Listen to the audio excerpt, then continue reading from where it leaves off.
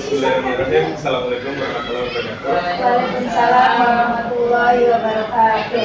Saya ucapkan terima kasih buat Bapak Ibu rekan-rekan yang sudah hadir untuk mendengarkan penjelasan dari sebuah kegiatan yang akan saya lakukan nanti.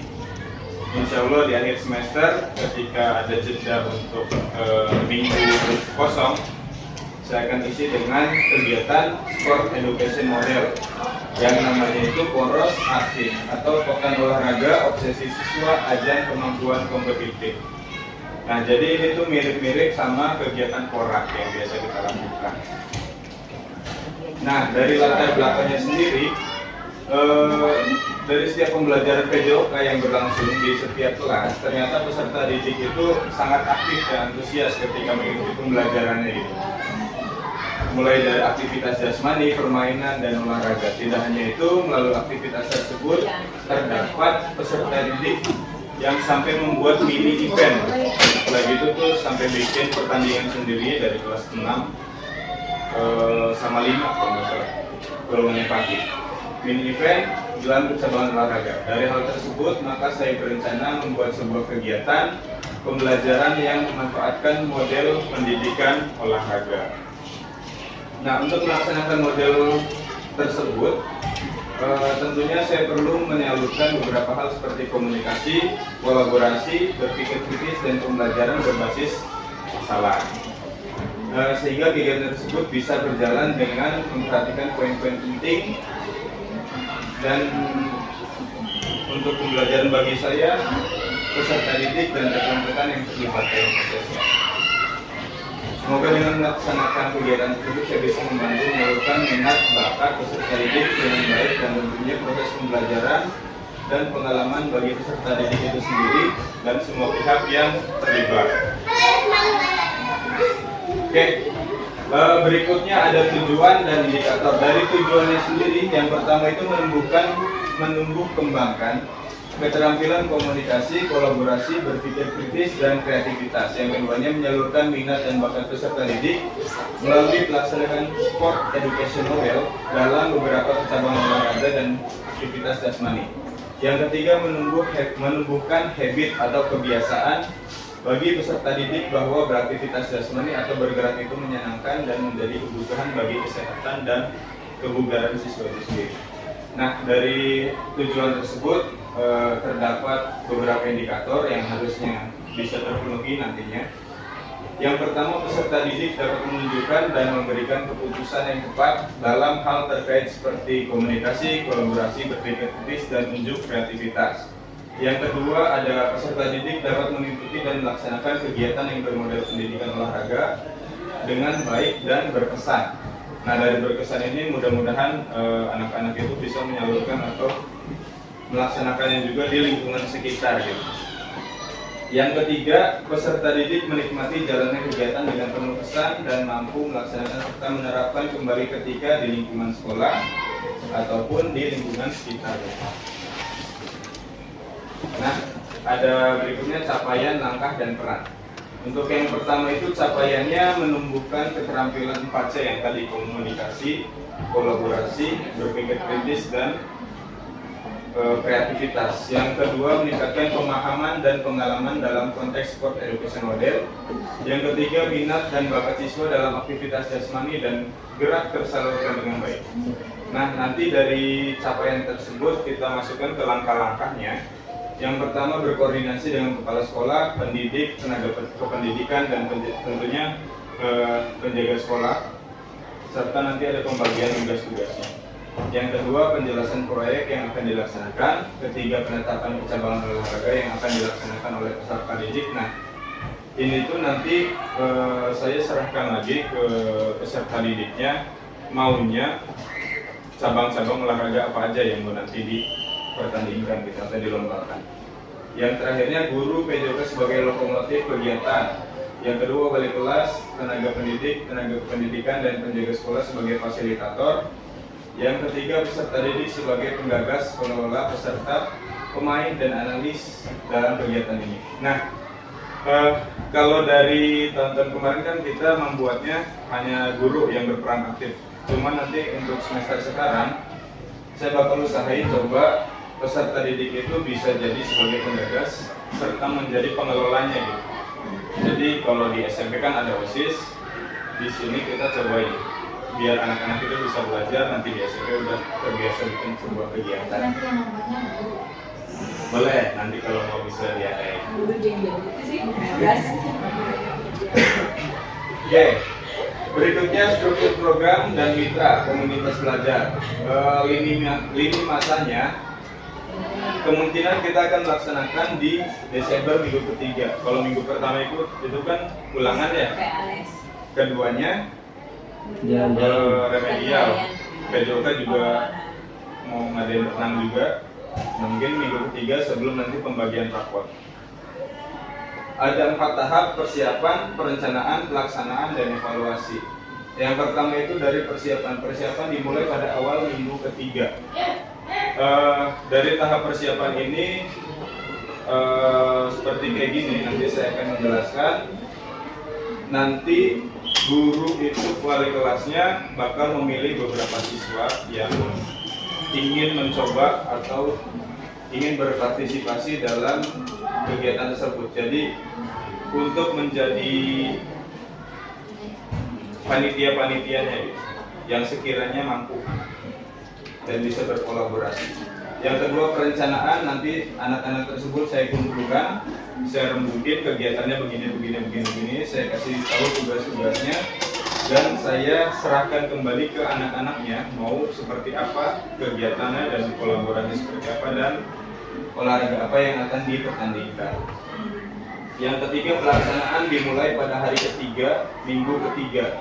Itu mulai pelaksanaannya, kemungkinan pelaksanaan di lapangan sekolah. Yang terakhir ada evaluasi. Evaluasinya berupa ada wawancara sama dari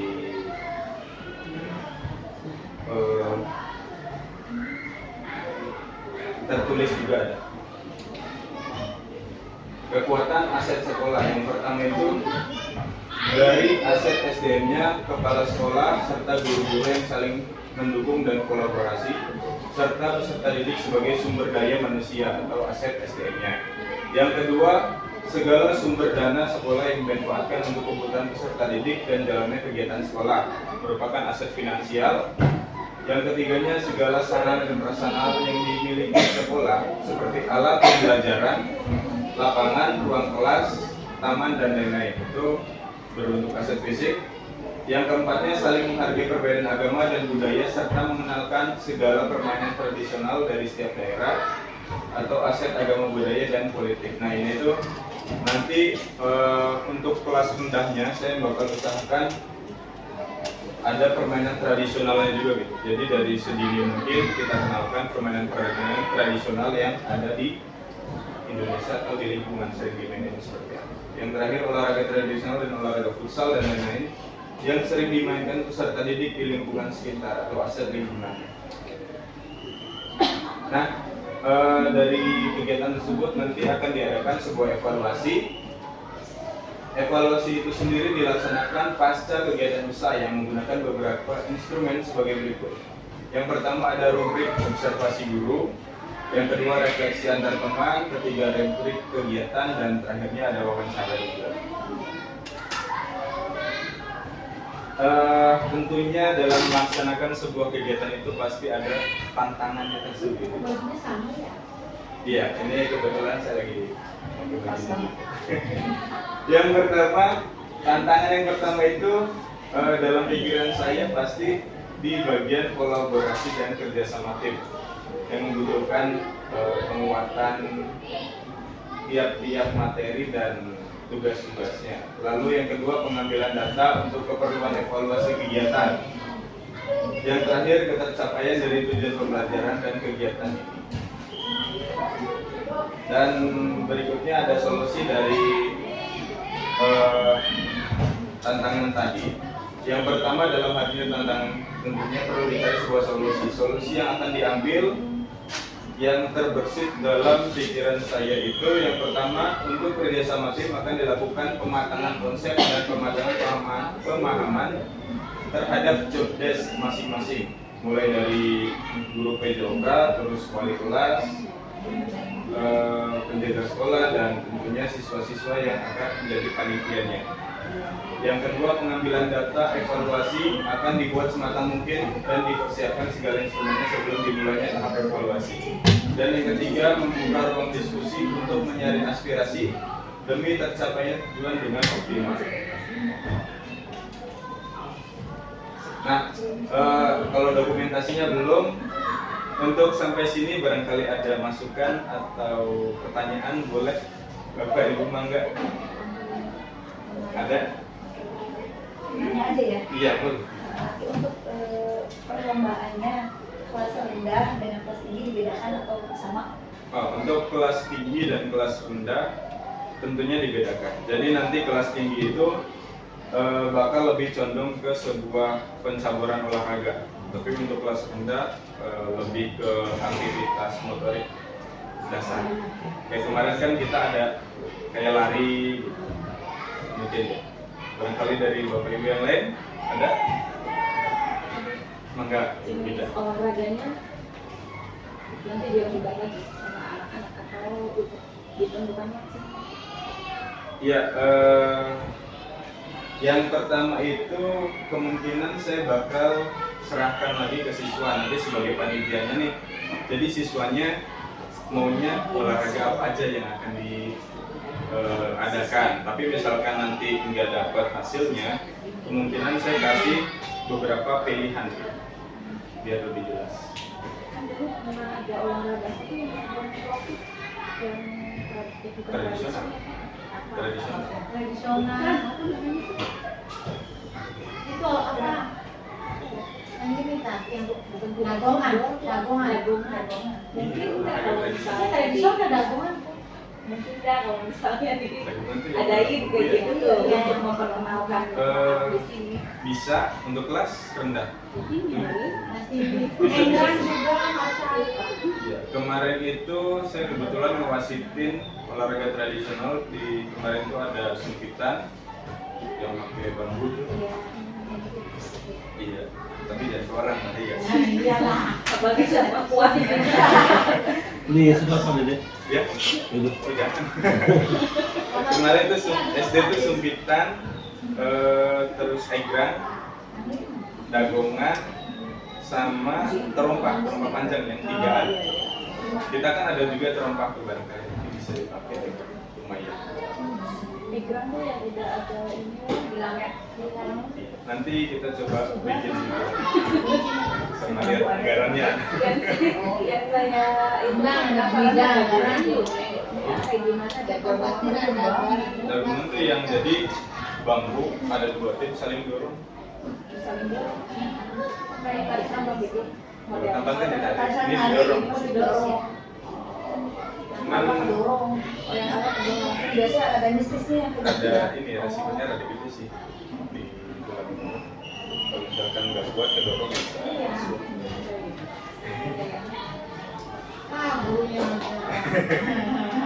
Saya pernah ikutan acara egrang kayaknya begini deh. Egrang itu Emang ada yang alatnya? jalan pakai Iya, ada alat-alatnya. Mungkin ada. Beli. Beli dong. Beli Kan kan ada. ada yang punya kebun ini perih loh. Kalau kita tuh Di kaya. belakang ada kayaknya. Ada bambunya nanti dibikin aja. Bisa begitu buat Nah, honor aja belum gajian buat nanti diragam. Oke, Bu Ida barangkali ada lagi.